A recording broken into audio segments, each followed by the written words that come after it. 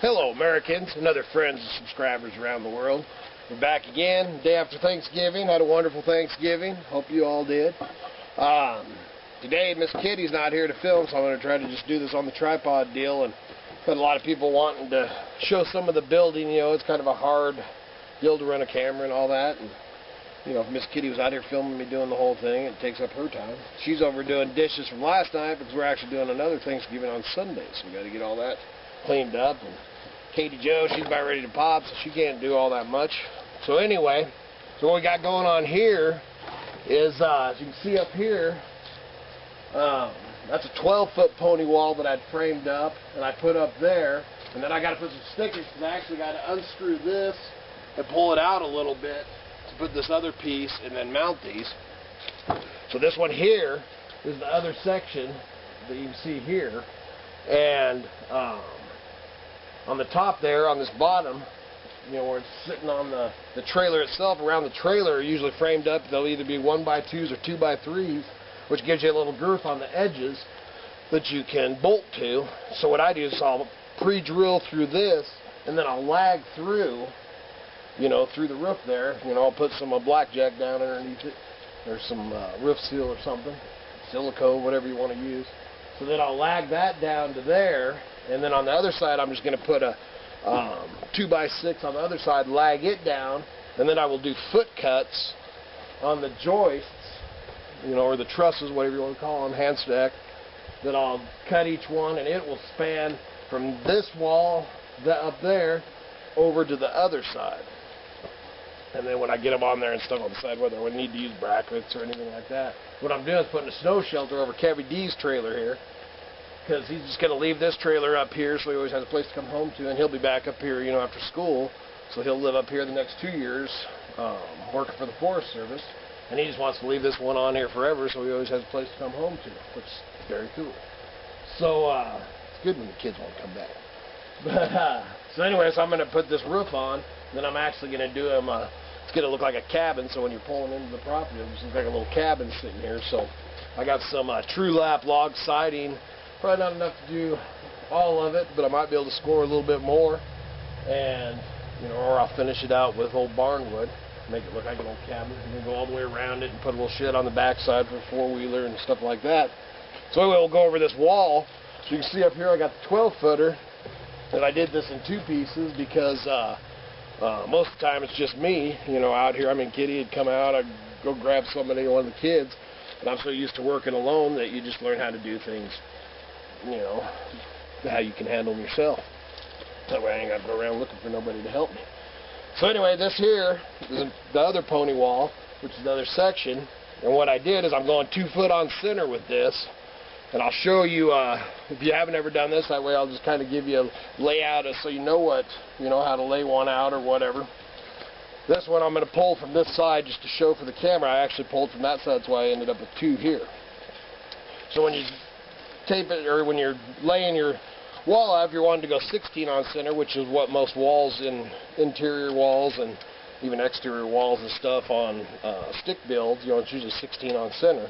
Where I'm going 2 foot on center, so what I'd do is come along, just kind of pretend these ain't here. So I would mark 2 foot, and I'd do like a, you know, a V or a pi off of the 2 foot, and then put the X on the left side, which would be your tape side of it, put an X. And then go out to your 4 foot, do the same mark, put an X on your left side. So that way when you come back, so then you can come back, what I always do is come back with a speed square. Throw my nail gun on the ground. So I come back with a speed square, and what I usually do is put the top plate and the bottom plate together, you know, make sure that they're all flush, and then come back after my marks, lay this down, run your line across it, you know, run your line across the 2, and then put your X, and the X is where the stud goes.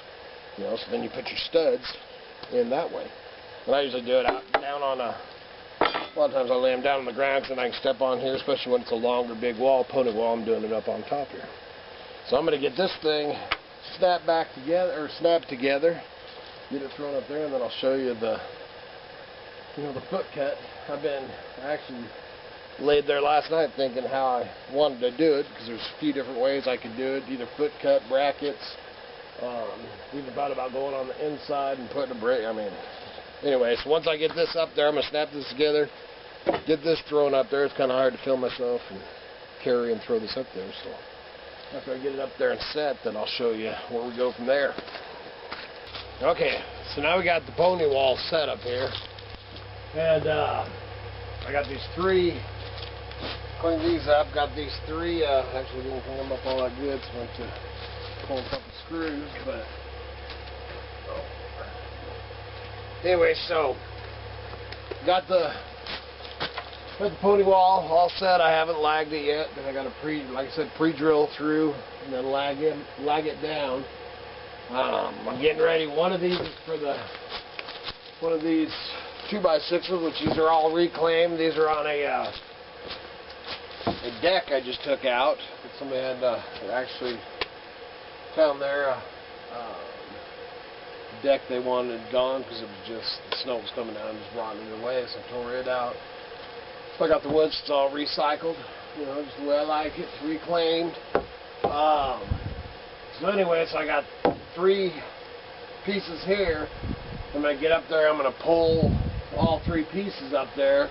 But what I'm doing, one of these is going to be, actually it's going to be 1.5, but I'm going to have to cut the other piece with a top plate.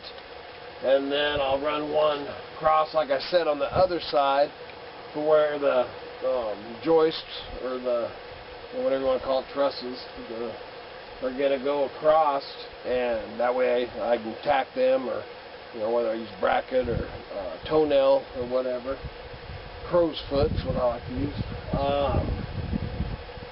So I'm putting all 3 of these up, and one of the things I'm doing is I can sit down here, I can get up there, I can measure and do all the math. But if I get up there and I lay one of these across for the top plate, and then the one over there to where it's going to hit, and then I can take another one, and instead of doing all the math and figuring it out and taking all the time to do that, I can actually hold one in place and take my pencil and scribe it if I'm going to do either a foot cut to where I'm going to go flush to the pony wall, or I'm debating on running it out 10 or 11 inches out this way and doing a little foot cut inside, or a notch, that'll sit on that. But then I have to go back and block each one so that you'll get the draft in there. So I haven't decided quite yet what I'm going to do with that.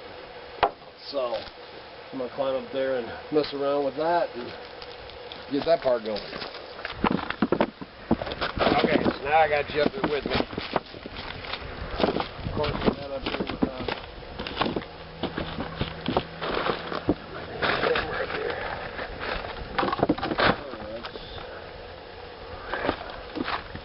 I ended up getting up here without a hammer.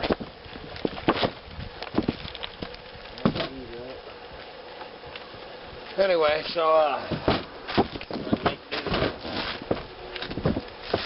this I'm gonna do here. I know you probably can't see me right here. It's kind of hard to run the camera and lift all these boards. So what I'm gonna do? So I put this top plate's just laying here. This is actually gonna go that way to run across the joint that you can't see in the picture because move the camera. And then what I'm going to do, the reason I got this sitting right here, is I'm going to take this here, this joist here, a truss, whatever you want to call it, Homestead. So I'm going to take this through the dang trees, like that. And what I'm going to do is knock myself off the roof. I'm going to set it like this. And see, I want to judge. And I was laying in bed last night thinking how I wanted to do this. That's what I was saying, is I don't know if I want to notch here, bring this down, then I'll put blocking between each one, which is no big deal. Just got some blocking. Or on the check.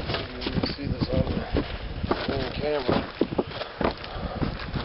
This plastic, I'm actually gonna spread out and screw down just for extra, because we'll insulate this eventually. Oh, you can see. That's cool. Alright. This. See, I secured this. Still have not lagged it, like I said. And then from the feel of it, feels like this has got 2x3s across the roof too. So I went ahead and nailed there, but I'll still go through and lag it.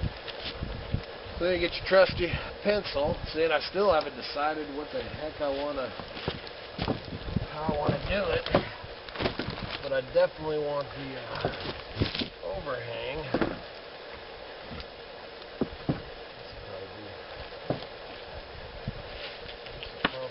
Best, but I want to make sure I've got overhang there too.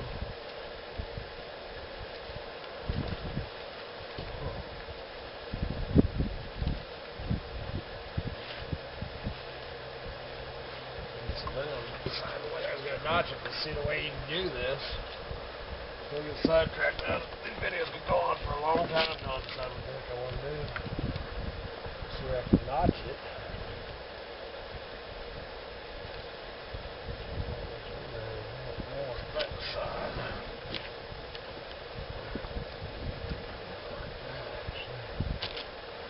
What I do is I take this is so you don't have to sit there. Like I said, you can do all the math, but it's a heck of a lot easier.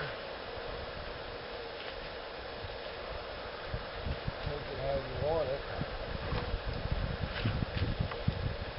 So this side, you make sure that it's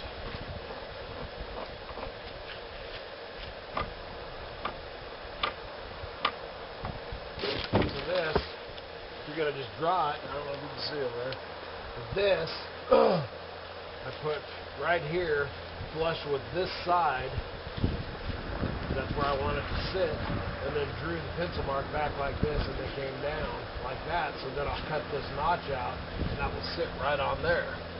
And then I can do the same thing on that side, but I don't know if I'm going to notch that side or not. So now I got the one notch. What I'll do is I'll notch that and get the rest of the, get this. The wind in. It's getting later in the day. It's dropped about 20 degrees since I started doing this out here. So this here is what I'm talking about. So see, now I'm going to run. I put that piece there just so I could get the draw it, so I could make me mostly just a pattern to cut the rest of these. And I'll decide whether I want to notch that or not. Originally I was going to do this all in lodgepole, but I ended up with these 2x6s and be a lot faster. But I've got to run across here. All there is I'm going to nail with the 2x6, and then of course right there, and I'll have one going right there. So over that vent, I'll decide whether I'm going to pop that vent off or if I'm just going to kind of go around it. I haven't quite decided that either. All little tricks and stuff, and man, when I was when I was built or framed and did remodels, all that kind of crap for a living, especially when they're framing houses, everything's on paper drawn out, and I hate building like that.